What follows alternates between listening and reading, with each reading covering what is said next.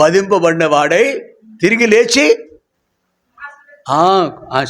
లేచిన వాడు. కాబట్టి ఇప్పుడు ఆ గొర్రెపిల్ల అయ్యా మనందరినీ మందిరంలో కూర్చోటానికి అర్హత ఇచ్చాడు. అమ్మా నాన్న ₹1,00,000 ఇవ్వచ్చు, 10 కోట్ల రూపాయలు ఇవ్వచ్చు ఉన్న వాళ్ళకి, మీకు ఇక్కడ ఉన్న వాళ్ళకి ఇంటి స్థలం కూడా ఇచ్చారు. నేను ఒక ఇంటికి శంకుస్థాపనకి వెళ్ళాం.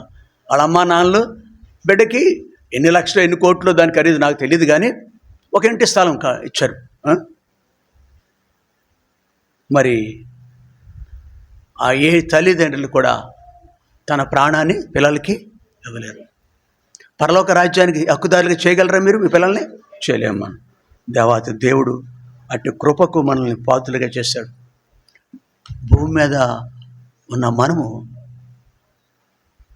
కొంతసేపు కనబడి అంతలోనే మాయమైపోయి నీటి ఆవరి లాంటి ఆయన మనమును యుగయుగాలు ఆయనతో ఉండాలని గొప్ప ఉద్దేశం అండి. ఉద్యోగం ఎంతకాలం అండి?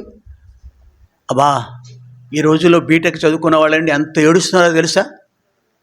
ఎక్కడ చూసినా భయమే, వార్తలు రోజు భయమే. ఉద్యోగాలు తీసేస్తున్నారు వాళ్ళని. భయం. ఉద్యోగస్తుడిగా భయం. ఏ ఉద్యోగస్తుని మీరు అడగండి, ఎప్పుడు ఉద్యోగం ఓడతాదో తెలీదు ఉద్యోగస్తుడికి. కలంతో పైవాడు ఒక సంతకం పెడతాడంతే, యు ఆర్ డిస్మిస్డ్ అంటాడు.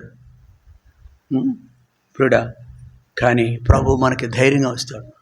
ప్రభు అలాంటి వాడు కాదు, కరుణా సంపూర్ణుడైన ఆయన నిన్ను నన్ను భూమి మీద నీకు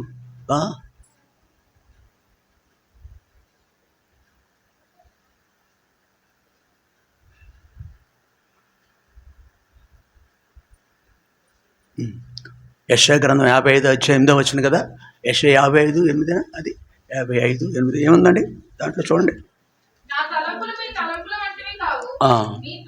నో అది కాదమ్మా, పర్వతములు తొలగిపోయినా ఏ చదువు.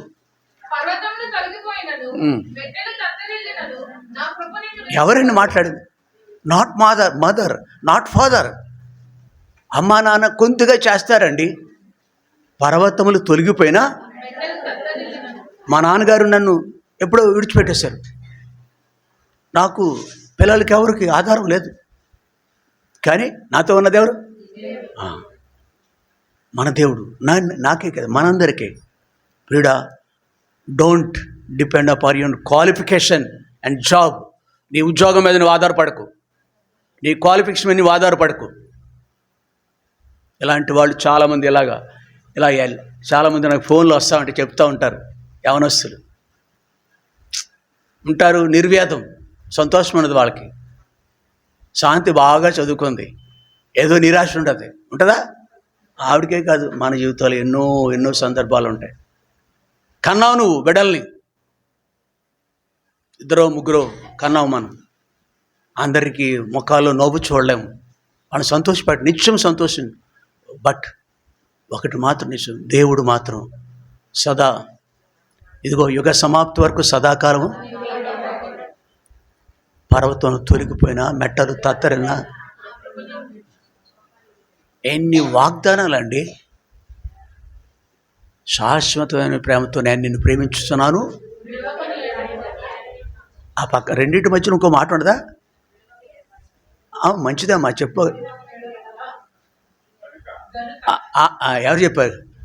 ప్రొఫెసర్ గారు, అక్కడ ప్రొఫెసర్ గారు చెప్పారండి ఆ మాట. గనుక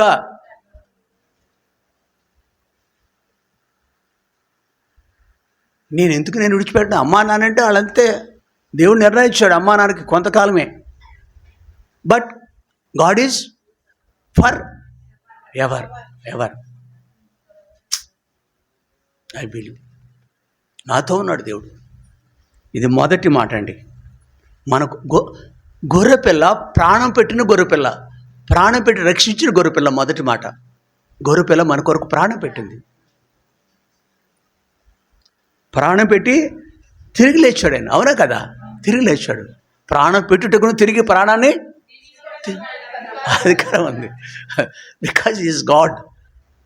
ఆయన దేవుడు కాబట్టి.